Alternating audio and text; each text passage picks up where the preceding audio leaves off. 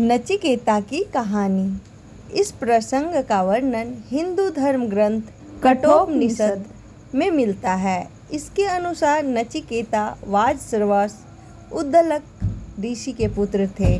एक बार उन्होंने विश्वजीत नामक ऐसा यज्ञ किया जिसमें सब कुछ दान कर दिया जाता है। दान के वक्त नचिकेता यह देखकर बेचैन हुआ कि उनके पिता स्वस्थ गायों के बजाय कमज़ोर बीमार गायें दान कर रहे हैं। नचिकेता धार्मिक प्रवृत्ति का और बुद्धिमान था। वह तुरंत समझ गया कि मोह के कारण ही पिता ऐसा कर रहे हैं। पिता के मोह को दूर करने के लिए नचिकेता ने पिता से सवाल किया कि वे अपने पुत्र को किसे दान देंगे। उद्दलक ऋषि ने इस सवाल को टाला, लेकिन नचिकेता ने फिर यही प्रश्न पूछा। बार बार यही पूछने पर ऋषि क्रोधित हो गए और उन्होंने कह दिया कि तुझे मृत्यु को दान करूँगा। पिता के वाक्य से नचिकेता को दुख हुआ, लेकिन सत्य की रक्षा के लिए नचिकेता ने मृत्यु को दान करने का संकल्प भी पिता से पूरा करवा लिया। तब नचिकेता ने अमराज को खोजते हुए अमलोक पहुंच गया। अम के दरवाजे पर पहुंचने पर नचिकेता को पता चला कि यमराज वहां नहीं हैं। फिर भी उसने हार नहीं मानी और 3 दिन तक वहीं पर बिना खाए पिए बैठा रहा। यम ने लौटने पर द्वारपाल से नचिकेता के बारे में जाना तो बालक की प्रीत भक्ति और कठोर संकल्प से वे बहुत खुश हुए। यमराज ने नचिकेता की पिता की आज्ञा का पालन और 3 दिन तक कठोर प्रण करने के लिए 3 वर मांगने के लिए कहा। तब नचिकेता ने पहला वर पिता का स्नेह मांगा, दूसरा अग्नि विद्या जानने के बारे में था, तीसरा वर मृत्यु रहस्य और आत्मज्ञान को लेकर था। यम ने आखिरी वर को टालने की भरपूर कोशिश की और नचिकेता को आत्मज्ञान के बदले कई सांसारिक सुख सुविधाओं को देने का लालच दिया, लेकिन नचिकेता को मृत्यु का रहस्य जानना था। अतः नचिकेता ने सभी सुख सुविधाओं को नाशवान जानते हुए नकार दिया। अंत में विवश होकर अमराज ने जन्म मृत्यु से लेकर जुड़े रहस्य बताए। आइए अब हम जानते हैं कि नचिकेता ने अमराज से क्या सवाल किए और अमराज ने उनका क्या उत्तर दिया। नचिकेता यमराज संवाद। किस तरह शरीर से होता है ब्रह्म ज्ञान एवं दर्शन।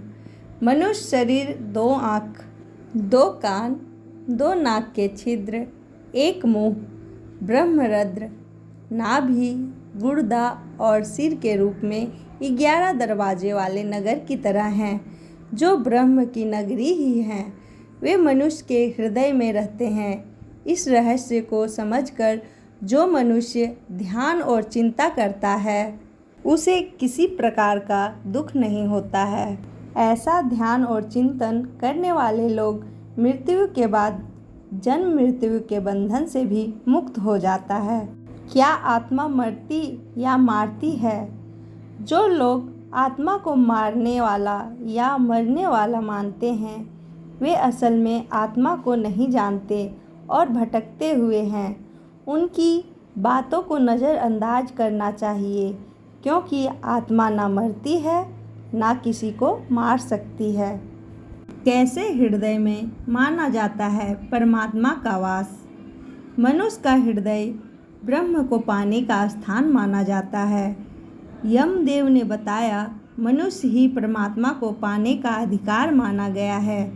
उसका हृदय अंगूठे की माप का होता है, इसलिए इसके अनुसार ही ब्रह्म को अंगूठे के आकार का पुकारा गया है और अपने हृदय में भगवान का वास मानने वाला व्यक्ति यह मानता है कि दूसरे के हृदय में भी ब्रह्म इसी तरह विराजमान है। इसलिए दूसरों की बुराई या घृणा से दूर रहना चाहिए। क्या है आत्मा का स्वरूप? यमदेव के अनुसार शरीर के नाश होने के साथ जीवात्मा का नाश नहीं होता। आत्मा का भोग विलास नाशवान, अनित्य और जड़ शरीर से इसका कोई लेना देना नहीं है। यह अनंत, अनादि और दोष रहित है। इसका कोई कारण है, ना कोई कार्य, यानी इसका ना जन्म होता है ना मरती है। यदि कोई व्यक्ति आत्मा परमात्मा के ज्ञान को नहीं जानता है तो उसे कैसे फल भोगने पड़ते हैं। जिस तरह बारिश का पानी एक ही होता है, लेकिन ऊंचे पहाड़ों पर बरसने से वह एक जगह नहीं रुकता और नीचे की ओर बहता है, कई प्रकार के रंग, रूप और गंध में बदलता है, उसी प्रकार एक ही परमात्मा से जन्म लेने वाले देव, असुर और मनुष्य भी भगवान को अलग अलग मानते हैं और अलग अलग मानकर ही पूजा करते हैं। बारिश के जल की तरह ही सुर असुर कई योनियों में भटकते रहते हैं। कैसा है ब्रह्म का स्वरूप और वे कहाँ और कैसे प्रकट होते हैं। ब्रह्म प्राकृतिक गुणों से एकदम अलग हैं। वे स्वयं प्रकट होने वाले देवता हैं। इनका नाम वसु है। वे ही मेहमान बनकर हमारे घरों में आते हैं। यज्ञ में पवित्र अग्नि और उसमें आहुति देने वाले भी वसु देवता ही होते हैं। इसी तरह सभी मनुष्यों, श्रेष्ठ देवताओं, पितरों, आकाश और सत्य में स्थित होते हैं। जल में मछली हो या शंख, पृथ्वी पर पेड़ पौधे, अंकुर, अनाज, औषधि हो या पर्वतों में नदी, झरने और यज्ञ फल के तौर पर भी ब्रह्म ही प्रकट होते हैं। इस प्रकार ब्रह्मदेव प्रत्यक्ष देव हैं। आत्मा निकलने के बाद शरीर में क्या रह जाता है। जब आत्मा शरीर से निकल जाती है तो उसके साथ प्राण और इंद्रियां, ज्ञान भी निकल जाता है। क्या है आत्मज्ञान और परमात्मा का स्वरूप।